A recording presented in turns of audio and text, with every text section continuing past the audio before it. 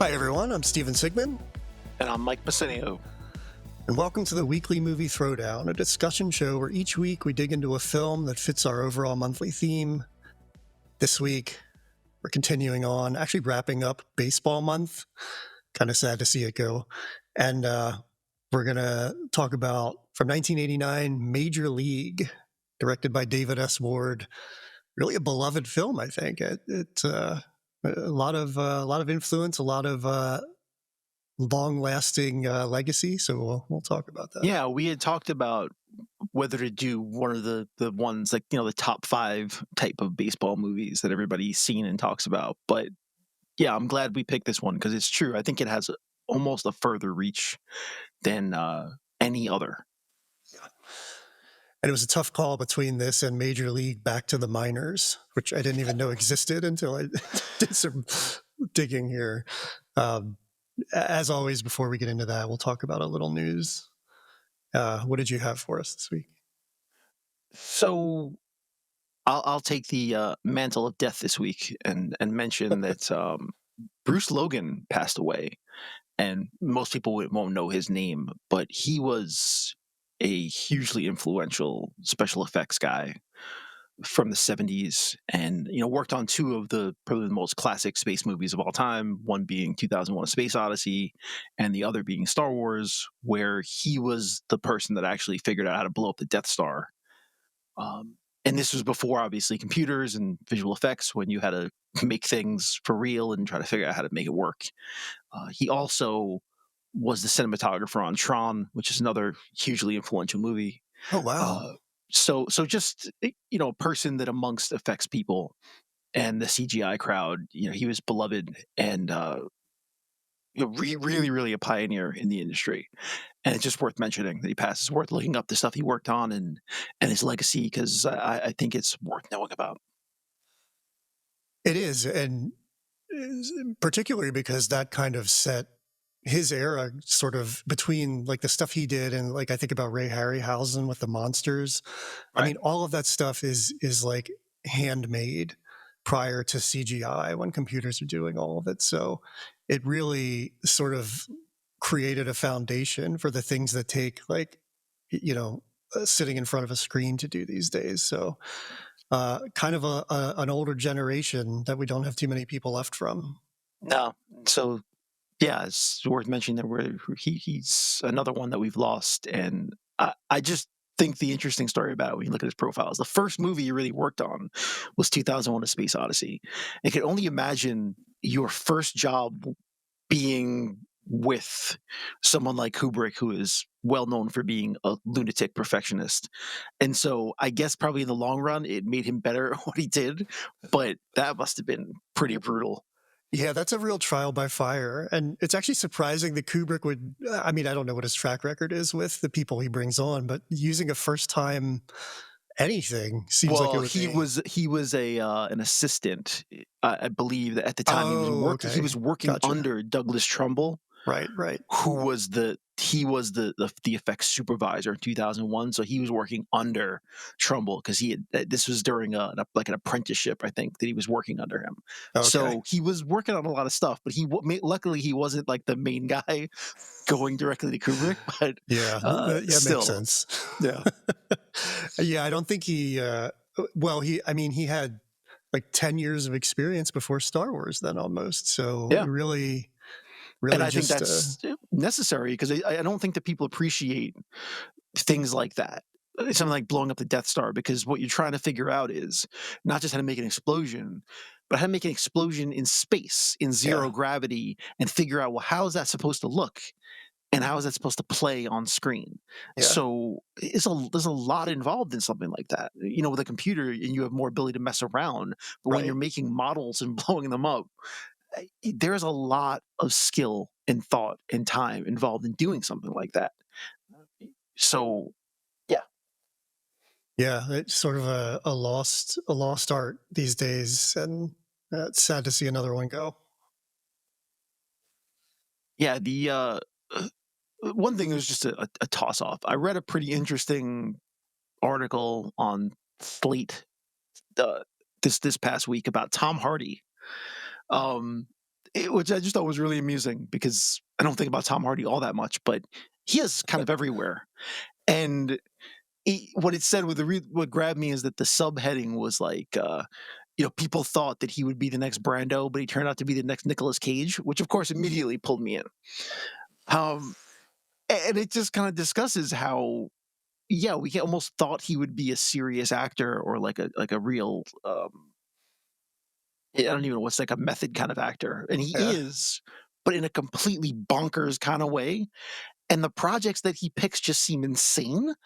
And so I found myself just looking through. When you look at it in the big picture, you're like, yeah, Tom Hardy is totally uncharacterizable and crazy. Like some of the parts he does are crazy, and his parts in them are crazy. So yeah, you're right. He's definitely got that Nick Cage thing going on, and it was a pretty amusing read. That's interesting. I had never thought about. Despite like the Venom stuff, I still think of him as a pretty serious actor who does interesting work. I mean, he played twins. He was great in The Revenant with his weird Baltimore Yeah, he accent. does Like, do some interesting stuff, but at the same time, every character he does now has a weird voice, which is like he yeah, makes these choices that are just seem off the wall. And it came up because that movie he made, Havoc, just came out this past week. right. Uh, and from what I've seen, that just seems like a pretty brutal action movie. So yeah, so it was. But you're right. You think about him, you have this image of him in your head. Like my image of him is being in Peaky Blinders. Uh, but when you look at all the work he's really done, it kind of stacks up where you're like, wow, yeah, he's definitely a wild card. I don't really know what he's trying to do or go for at any point. I guess if you start at the beginning and think back to Bronson, have you ever seen that film? No. So he plays this real life guy. Don't remember. Oh, his name is Charles Bronson. This guy, and he was in prison in England, like the 70s or 80s. I think I haven't seen it in a long time, but it's done. I believe it's done by Nicholas Winding Refn, who did Only God Forgives and Drive, and Okay. this is it's him talking to camera a lot, and it's him just being like this brutal dude who like beats up guards and but it's so kind of surreal where he's putting on a one-man play in the middle of it, and it's just like really sort of out there. So going back to that and thinking about like, would Nicolas Cage do this? That makes perfect sense to me. So it's been there the whole time. We just didn't see it, I guess. And that makes more sense now. And I tell you what, I'm going to go revisit Tom Hardy's filmography with a completely different perspective now.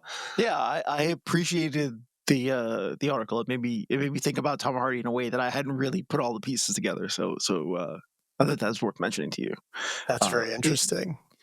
the other thing I feel like we have to talk about because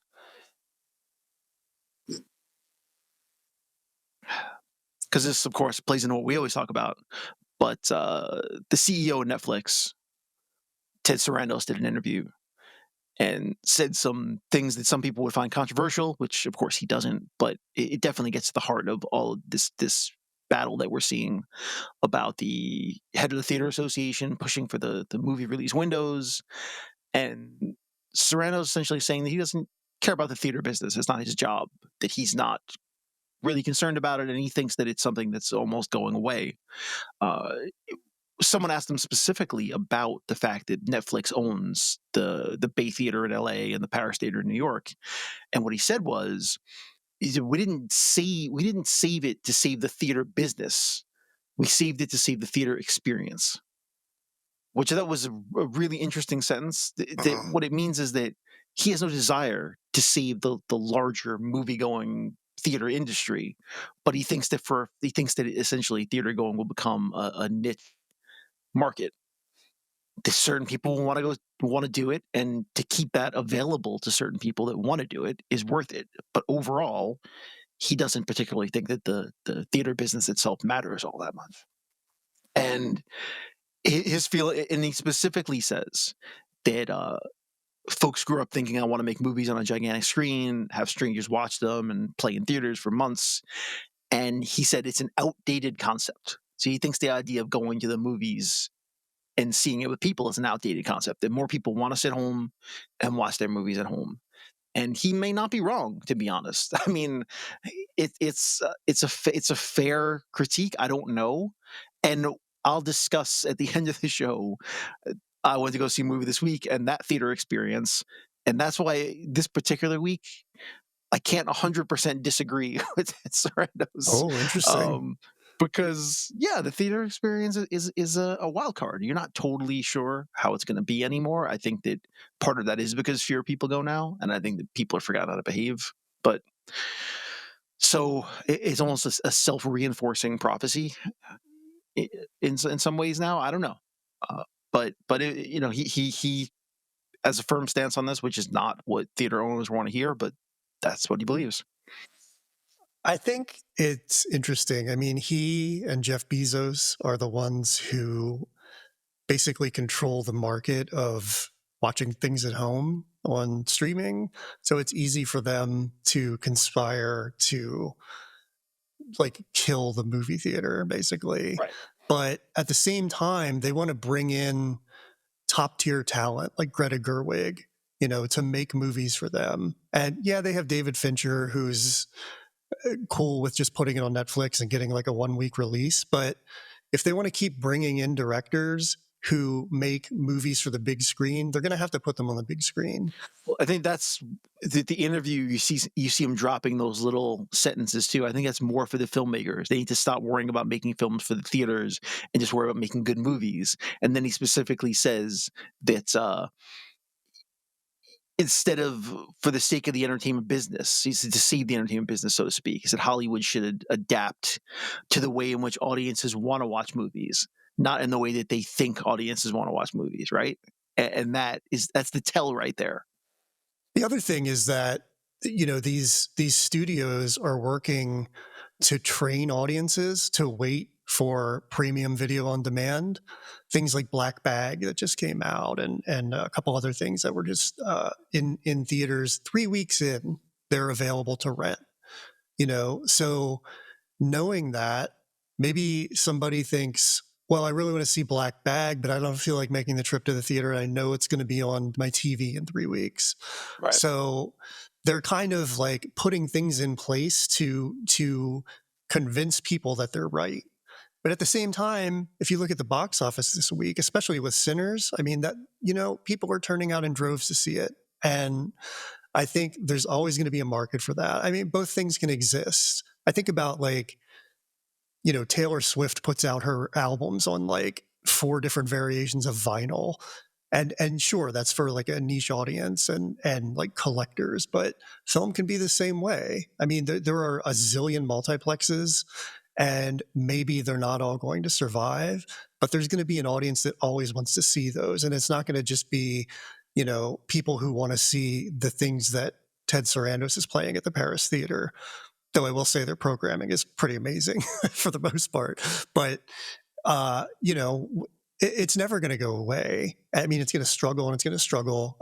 It feels a bit like the fall of the studio system in the 60s before the new Hollywood. Only there's this digital component to it now, and I don't know what that means or how it's going to shake out.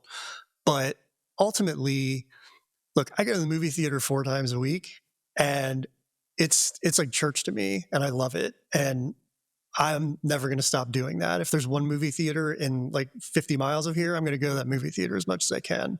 And a lot of people feel that way. And a lot of people feel like even if they're not that much of an evangelist for the theaters, they're going to want to still have that experience, because a lot of films are meant to be seen with an audience. If you see Sinners on TV, you're not going to get 90% of what it's about. I mean, Yeah. that film is about seeing it as big as you can with a lot of people, and seeing it, on your phone or in your living room with 2 people and your dog. That's going to suck. It's And just, that's the way it is. well, we've forgotten that they are two completely different mediums. I mean, it's always been said, film is a visual medium and television is a dialogue medium, Yeah. and that does affect how you see things. So regardless of what you choose to do, they are two different experiences. That's why someone like Sarando saying, make films for how people watch. It's like, well, what do you mean? You want to make them smaller, I'm sure Gloria Swanson would be very upset at the thought of that, making the picture smaller. But Yeah. at the same time, is that what you're trying to do? Then you're just making TV, which I don't know if that's the same thing as making movies. So it, it, it's a that's the universal question, I guess. It's the Yeah. I think, you know, uh, Sarandos and Bezos are like chaos agents who have a product and they're trying to show that their product is superior and they're pulling talent in. But at the same time, I mean, the things that are the biggest, uh, like the most streamed stuff on Netflix, it seems, are TV shows. They're Wednesday, they're Stranger Things. And every once in a while, a movie comes along that's, that does well on there. But for the most part, I mean, the things they put out aren't that great. And so it's a matter for them because they have so much money of just throwing so much money to make content that it's like, well, the numbers, like the odds are that something will do really well, but there's going to be like a ton of garbage that yeah, doesn't do well.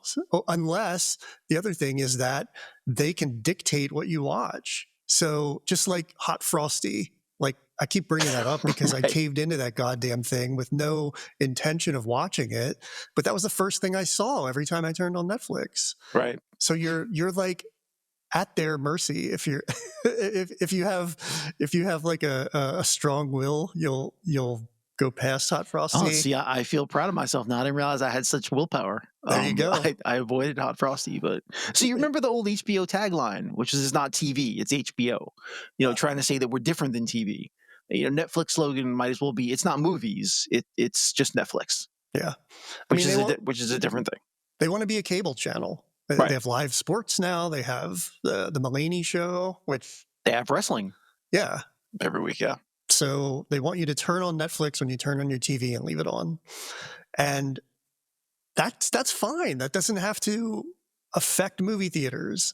Like make your own content and let filmmakers make films for theaters. I don't know. We'll see what happens. We beat this drum every week, but it's just I think it's a time of change and it's a time of uncertainty. right. But That's why we end up talking about it every week, because it really is we see there's we're at a pivot point in a way. But Uh, I uh, think ultimately, what's underlying in all of it is that movie theaters are still around and they're probably going to be for a while. They're going to struggle, but you know what? They're still going to be here. They've struggled before. They'll struggle again.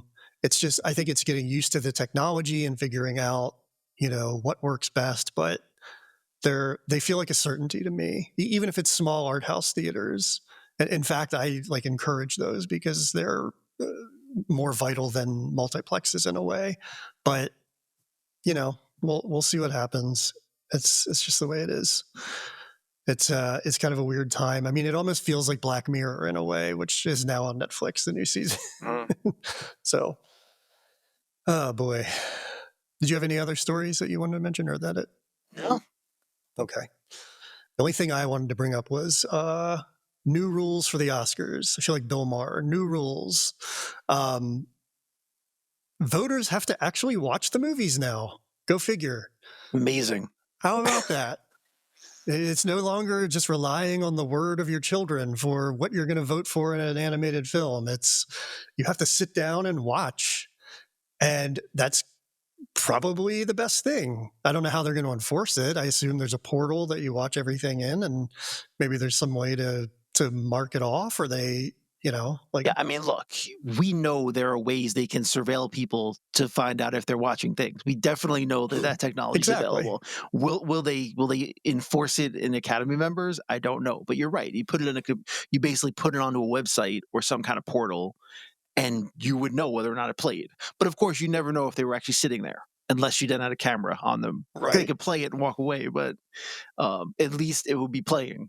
That's And the most you can do. there are also screenings in like New York and LA for Academy members. And maybe you just saw it, uh, in a theater. So it's tricky to, you're not going to sit and watch something a second time, probably, if you're voting. that you saw in a theater like 6 months ago. So I don't know. There are some logistics that I don't understand because I don't know them, but I like the idea that you actually have to watch the thing you're voting for. So it's a step in the right direction. The concept. Yeah.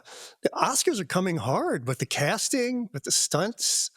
They're really pulling it together here. It's good. So we'll see what happens. But I think, I was thinking about this earlier and like, did this rule not existing last year hurt The Brutalist because it's such a long film and nobody wanted to sit through it on their computer? I mean, is this rule not being there the reason Nora won? I don't know, but yeah, I mean, it's interesting. I mean, there's so many hypotheticals with it. You could very well be right because they just instituted the rule, so maybe they were thinking the same thing. Yeah. I don't know. All right, well, let's wrap up the news and we'll get into what we're talking about this week. Let's move on to Major League.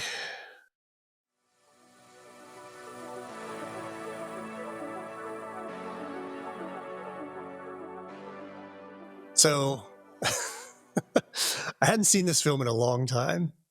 You and me both. It's pretty great.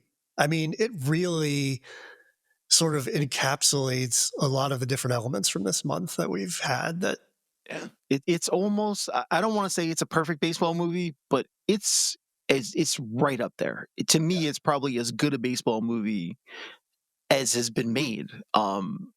And I'm willing to argue that point. Watching it again, watching it multiple times, like, yeah, it works really well. And then what and this is crazy, I didn't realize that the guy that wrote it and directed it, David S. Ward, is the same guy that wrote The Sting. Like, I actually did not know this. Won an Oscar for that. I know, and it was completely shocking to me, but then it also made perfect sense because The Sting to me won an Oscar because it is a really good script, but more importantly, it is an ensemble script that works because the writing is able to create character even when those characters don't have a lot of screen time or even dialogue. There's a lot of different characters in The Sting. I mean, Redford and Newman aside being the main character, but a lot of other people that have minor parts. But you feel like you actually know them too. And that's a screenwriting trick. Yeah. To be able to flesh out characters without a lot of screen time or dialogue. Yeah, and this is a really good script for what's basically a screwball comedy. Yeah.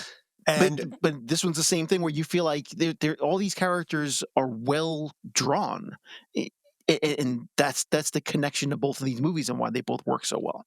And to your point, you don't spend a lot of time with most of the characters other than Tom Berenger because Sheen's not on screen a ton. Dennis Haysbert's not on screen a ton. Corbin Burnsen's almost not there at all. And yet you feel connected to these characters. You just wouldn't think that a comedy like this would be so well written.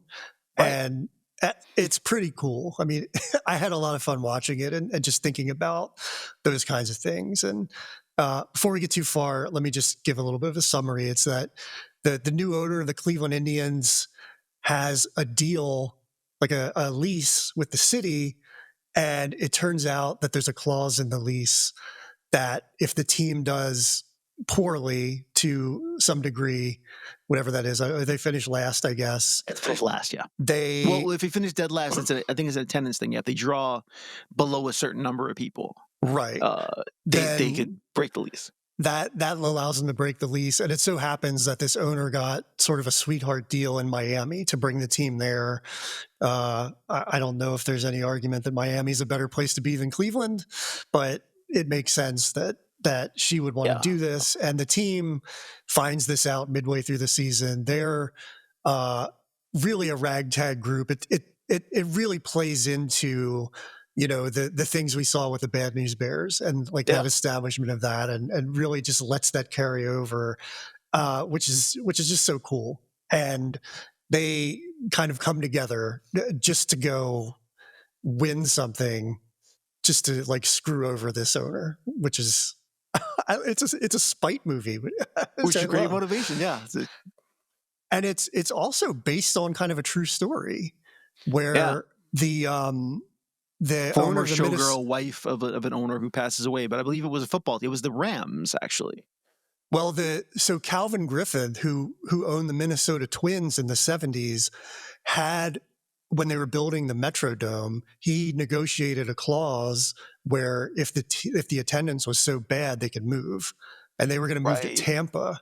So it's kind of based on that in a way, but then there's also like Marge Shot, like kind of put on top of it. Right, but I do believe that the owner of the Los Angeles Rams, that the wife took over the team, Mhm. and that's when she moved the team from LA to her hometown in St. Louis. Oh, So that's part of it as well. So this kind of did happen in some ways, so that's plays into this too. and then they moved back when she And died or then something. when she gave up control, the new owner moved it back to LA. Wow, that's interesting. Yeah. Huh. Um, so I just think about this film in comparison to the other films we've done this month, and there's just so much like DNA through all of these films. It's really amazing, and and this one in particular, I think, comes at a time when comedy is just insane in the 80s. And it's also, I think, kind of a precursor to the sports comedies of the 90s. I mean, I tried to look up some that were in the 80s, and really it starts with Caddyshack. And then there are maybe one or two in there. But really in the 90s, you get sort of inspired by this whole wave of comedies from I'll sports. give you a I think you're right, and it actually bridges two things. What it bridges is the 80s hard R comedy Yeah. into the 90s sports comedy, because I listened to some commentary on this one, and David S. Ward actually talks about how people come up to him and they say, well, why is there so much bad language? And he's like, at the time, he's like, I didn't even really think about it. He said it just felt natural that this is how people would talk in locker rooms. But it's also because it was the 80s, and Yeah. everybody, bad language in hard R movies was the norm. This is what you'd expect. If this was made, 20 years later, it would definitely be PG-13, and they would have shaved off the hard edges. There's no doubt about that. But having a hard R sports comedy feels totally in keeping with what the 80s comedies were. Yeah. And it also is interesting. He started writing this in 1984 and shopped it around. Oh, yeah, I'm sorry. Just to interrupt you and say, it's important to mention that David S. Ward grew up in a suburb of Cleveland, was a lifelong Cleveland Indians fan, and he wrote this movie because the Indians had always stunk. Yeah. And he realized the only way he'd ever get to see Cleveland win a World Series was by writing it. And I love that. Like, that's the other thing about this movie. It's written by a person that loves baseball, Yeah. that loves the team, and that is very evident in watching the movie. But Yeah. go ahead. Yeah. And he started writing it in 84, shopped it around to studios, and they told him that this was a time when baseball just hit cable. So they had like a TV deal for the first time outside of like local markets. And the studios thought, well, why would anybody pay to go see a baseball movie when they can just watch baseball on TV? What a crazy thing to say. I know it's completely ridiculous. And the other thing is that I was doing a little research, and the 80s were like a real dead zone for baseball as far as like specifically power. I mean, nobody hit 50 home runs until like 1990 when Cecil Fielder did it. And that was the first time since like 80 or 81. Like Mike Schmidt did it, I think, in 1980. But nobody hit over 40, like maybe over 45 home runs throughout the 80s. And so that excitement of baseball just wasn't, it wasn't there. And maybe that launched the steroids craze. I don't know. But Yeah, it wasn't I mean, we appealing. could spend a whole hour talking about the history of baseball and all of that, which Yeah. I know we'd love to do, but yeah, but you're not wrong. I definitely think that played in the part of it. It's why they certainly didn't enforce it when they knew it was Right. happening. So yeah, Right. Exactly. right. But I think that makes this even more appealing to audiences because not only is it baseball, which like I said, was kind of dying, but it makes baseball exciting, which it wasn't at the time. So I Right. would think, Well, I mean, though, as a Mets fan in the '80s, I would argue that that was the most exciting time for me. But well, yeah, but that's the other thing is that there was a bit of controversy in the 80s that that's kind fair of, too. Yeah, I mean, don't forget there was the '80s were certainly a bit of a hangover. There was a lot of drugs in baseball in the '80s. There's a lot of that going on. It took a little bit of a black eye. So I don't think you're wrong. But in speaking of what you're talking about, they didn't want to make baseball movies. But I looked back and realized there are a ton of baseball movies about teams. As you get into decades on, they make a lot of team movies about football and even basketball. There aren't that many baseball movies that are about the teams in the locker room.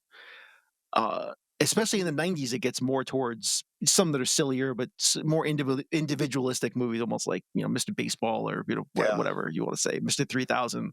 But in this small period of time, like '88, '89, you had three of probably the most classic baseball team movies that have ever been made. You had Eight Men Out, which Charlie Sheen was also in right. '88. Bull Durham came out in '88, which many people consider like the definitive baseball team movie, even though it's Mhm. minor leagues. But just the whole dynamic of how players interact with each other and all the weird stuff that goes on in the locker room. And then you have this one. And I think as a triple feature, like these three movies encapsulate probably the best f- Hollywood movies about baseball teams. Yeah. Yeah, I mean, after the Bad News Bears, I don't think. Yeah, it's a fallow decade of nothing like that, and then these three movies really hit it on the nose. I think they really speak to. There's a sense, almost sense of realism of kind of well, as real as Hollywood can be, but I do think that as an Yeah, audience, you feel not like much you're getting a realism's in this. right.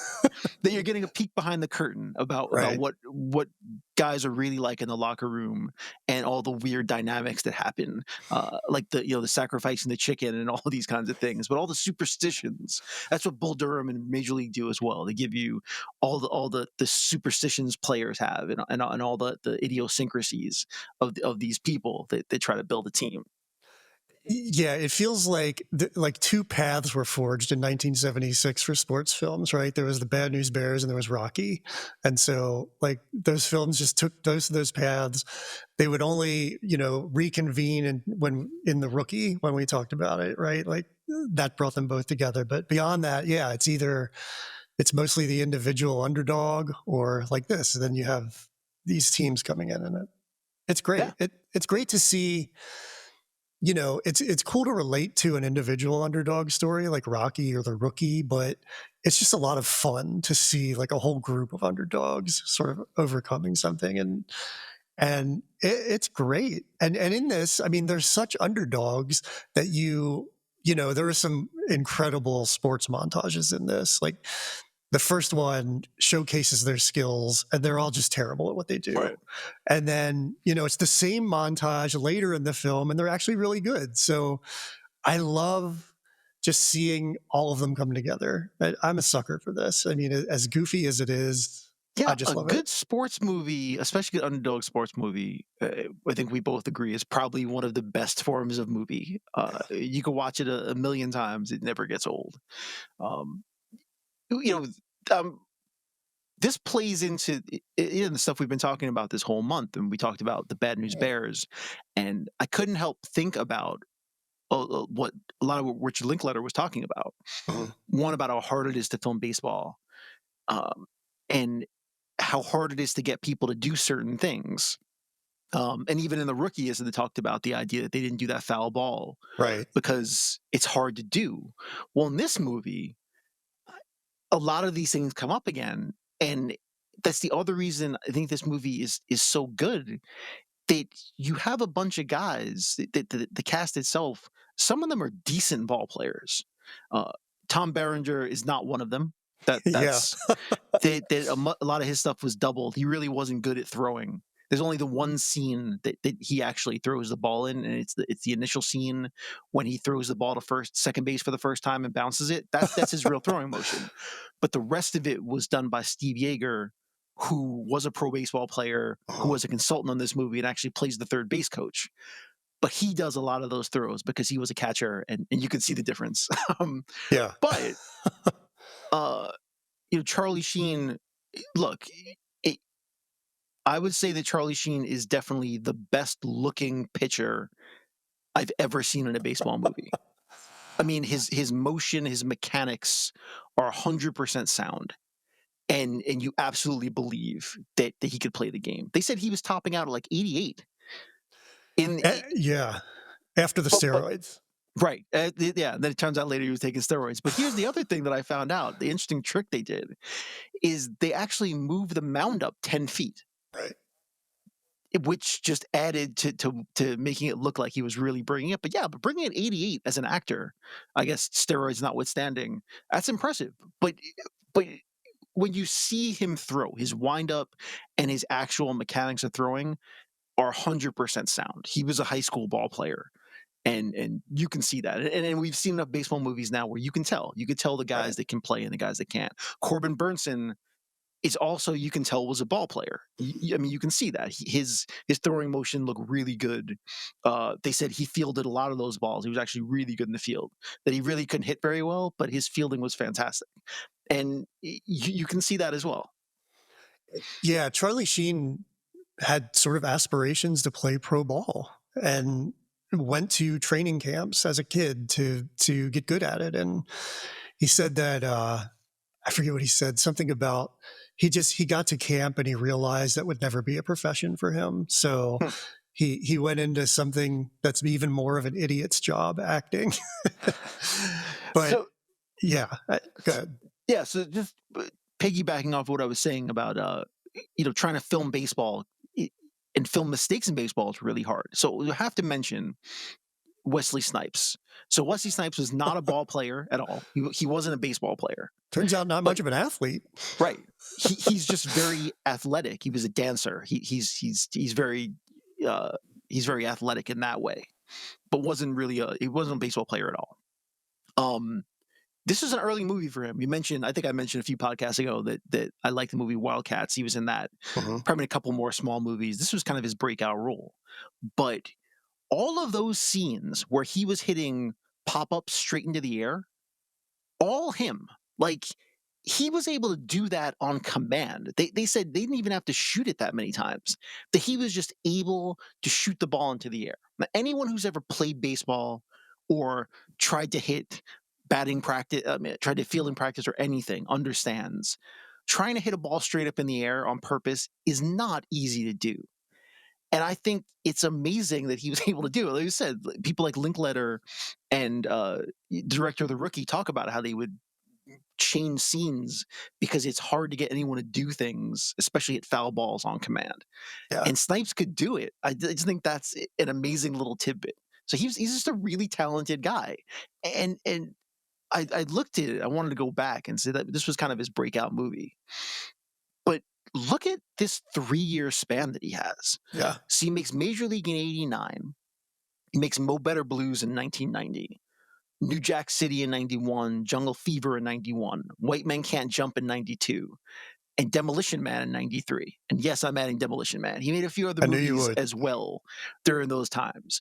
But that is a great run, including making two of probably my favorite villain roles of all time in New Jack City and Demolition Man. I just think that he's killing it in this 5-year span. And really, I just want to go back real quick and say he might have hit those foul balls really well, pop ups, but he is an incredibly slow runner. And if you Yeah, watch, everything is in slow motion when he's running because it makes him look faster because he cannot run. yeah. So, That's what makes him a great actor, though. He looks like he can run. His running motion is fantastic, but yeah, he's slow as hell apparently.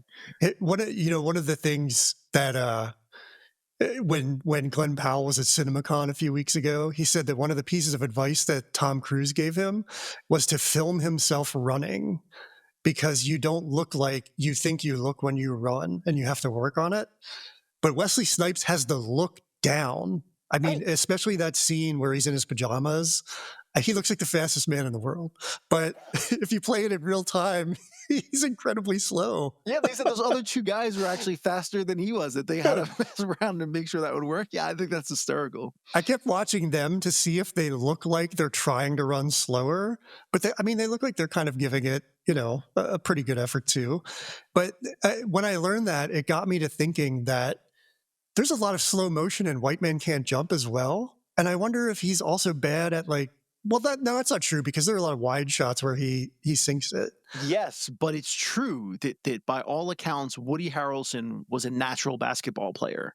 And again, Wesley Snipes was not. He was not a natural ball player. He learned how to be a passable basketball player, again, because he's just naturally talented Yeah. and naturally athletic. But he wasn't a good ball player either. His shooting wasn't that good. They said Harrelson was an infinitely better basketball player, which we can laugh about it in some ways, but in truth, it only makes me more impressed with Wesley Snipes that Yeah. he's such a good actor that he can pretend to be great at any sport without actually knowing how to play that sport. Yeah. That is really impressive. And I think that's a big part of this run that you're talking about, where and really one of the rare black leads in films at that point, and he goes on a run of leading roles for the most part. And yeah, credit to him as an actor because not only just from this film, but maybe that's a big part of it that that he looked like he could run faster than he can, or something. But just a really impressive run for a lot of people in these films around that time, actually. Yeah, I mean, mentioning the casting, I mean, a lot of people in this movie, this is their first big role. I mean, besides Wesley Snipes, this was Rene Russo's first Hollywood movie, Yeah. and Dennis Haysbert, who played Pedro Serrano, this was, I think, his first movie as well. Yeah, he had a good career up until that point, but it seemed like guest spots on TV, like a lot of one episode runs on TV shows. And he goes on to have like a pretty decent run in the 90s after this too. Like, of course, Heat, and then a few things after that. But He plays the president in 24. that's right. Sure. Yeah. And speaking about people actually doing the things in the film, he hit that home run at the end. Yes, I was going to mention that too. Yeah. And anyone who's tried to hit a home run understands that that's not easy either. Whether or not they were throwing a soft pitch to him, whatever, hitting a ball 350 feet is not easy. Well, you knew they weren't throwing him a curve. Right. That's the craziest thing in this film is like, the guy can't hit a curveball. Why would you ever throw him anything but a curveball? And why would he not learn to hit the curveball? I mean, him not learning to hit the curveball is one thing, but I do understand the idea of someone not throwing him a curveball because this, especially as an athlete, you think like I'm gonna get this by, I'm gonna get the fastball by him, and you see that happen in sports all the time. Someone just thinks, whatever, I can do this. I'm gonna get it past him, and then you get burned. But That's true. a couple of pitchers definitely thought, yeah, he can get the fastball, whatever. I'm gonna get it past him, and those are the only hits he got all season. I would love to see Serrano's stat line for the season. He probably struck out like 200 times. I know.